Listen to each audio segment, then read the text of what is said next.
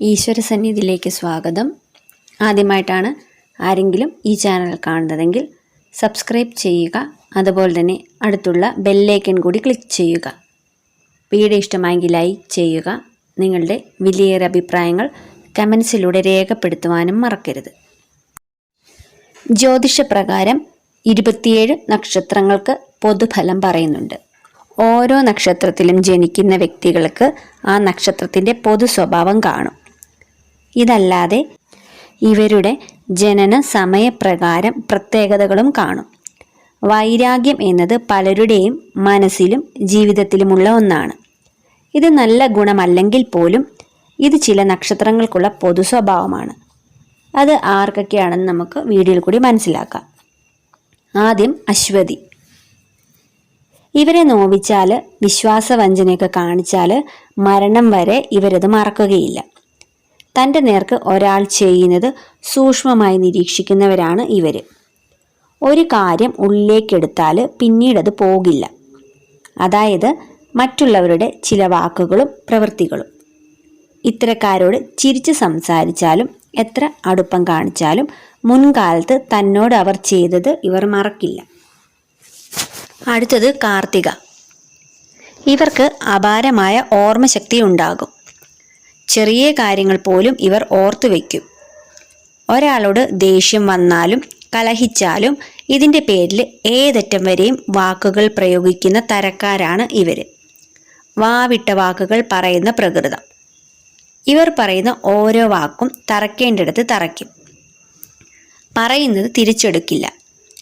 കുറുക്കി കൊള്ളും രീതിയിലെ മറുപടികൾ പറയും. ചാട്ടവാറടിയേക്കാൾ വലിയ പ്രഹരമാണ് ഇവരുടെ വാക്കിൽ കൂടി ലഭിക്കുക. പെട്ടെന്ന് ദേഷ്യം വരുന്ന തരക്കാർ കൂടിയാണ് ഇവർ. അടുത്തത് പൂയം. ഇവർക്ക് ജീവിതത്തിൽ ഒരു മോശം അനുഭവം ഉണ്ടായാൽ പിന്നീട് ഇതവർ മറക്കില്ല. അത് ആരിൽ നിന്നാണോ വരുന്നത് അവരോട് പക അടങ്ങാതെ കൊണ്ടു നടക്കും എന്ന് കരുതി ഇവർ പ്രതികാരത്തിനൊന്നും ഒരുങ്ങുകയില്ല. ചെറിയ കാര്യങ്ങൾ ഓർത്തു വയ്ക്കാൻ ഇവർക്കാകും. ചില സമയത്ത് ഉച്ചത്തിൽ സംസാരിക്കുന്നവർ കൂടിയാണ് ഇവർ. അതായത് വൈരാഗ്യം തികട്ടി വരുമ്പോൾ. പൊതുവെ ആനപ്പകയുള്ള നക്ഷത്രമാണ് ഇത്.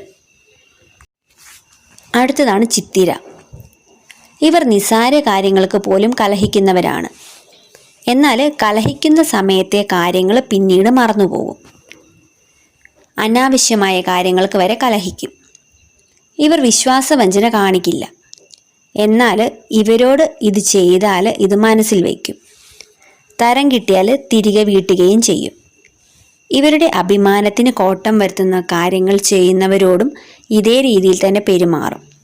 ഏറെ മൂല്യങ്ങൾ ഉയർത്തിപ്പിടിച്ച് ജീവിക്കുന്നവരും കൂടിയാണ്. അടുത്ത നക്ഷത്രമാണ് ആയില്യം. ആയില്യം നാളുകാർക്ക് ഷാർപ്പായിട്ടുള്ളൊരു മനസ്സാണുള്ളത്. തനിക്ക് ശരി എന്ന് തോന്നുന്നത് ചെയ്യുന്നവരാണിവർ. ഈ നക്ഷത്രക്കാർക്ക് സർപ്പദൃഷ്ടി എന്നും പറയാം. അത്രയ്ക്ക് ഷാർപ്പ് എന്നർത്ഥം. തങ്ങളുടെ അഭിപ്രായത്തോട് എതിര് നിൽക്കുന്നവരോട് പൊരുതുന്നവരാണ് ഇവർ. വാക്കിലും നോക്കിലും പ്രവൃത്തിയിലുമെല്ലാം ഈ വൈരാഗ്യം തെളിഞ്ഞു നിൽക്കും. അടുത്തത് തിരുവോണം.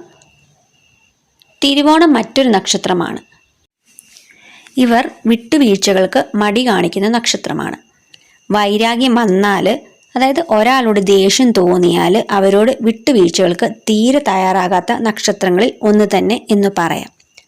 വ്യക്തമായ പ്ലാനുകളോടെ ജീവിതത്തെ നേരിടുന്നവർ. സ്നേഹിച്ചാൽ എന്തും ചെയ്യും. വെറുത്താൽ ഏതു രീതിയിലും തിരിച്ചടിക്കുകയും കലഹിക്കുകയും ചെയ്യുന്നവരാണ് ഇവർ. അടുത്തതാണ് വിശാഖം. ആനപ്പക കൊണ്ടു നടക്കുന്ന ഒരു നക്ഷത്രമാണ് വിശാഖം. വൈരാഗ്യം വന്നാൽ മരണം വരെ അത് ഓർത്തു വയ്ക്കുന്നവർ. വൈരാഗ്യം വന്നാൽ ആര് പറഞ്ഞാലും കേൾക്കില്ല. ആ ആളിനോട് ചേർന്ന് നിൽക്കുന്ന മറ്റു വ്യക്തികളോട് വരെ വൈരാഗ്യം കാണിക്കുന്നവരാണ്. ഒരാൾ തെറ്റ് ചെയ്താൽ അയാളുടെ സുഹൃത്തിനോട് വരെ അകൽച്ച പാലിക്കുന്ന നക്ഷത്രക്കാരാണ് വിശാഖം നക്ഷത്രക്കാർ. വീഡിയോ കണ്ടതിന് നന്ദി. ഇതുപോലുള്ള വീഡിയോസ് ഇഷ്ടപ്പെടുന്നവർ ചാനൽ സബ്സ്ക്രൈബ് ചെയ്യുക.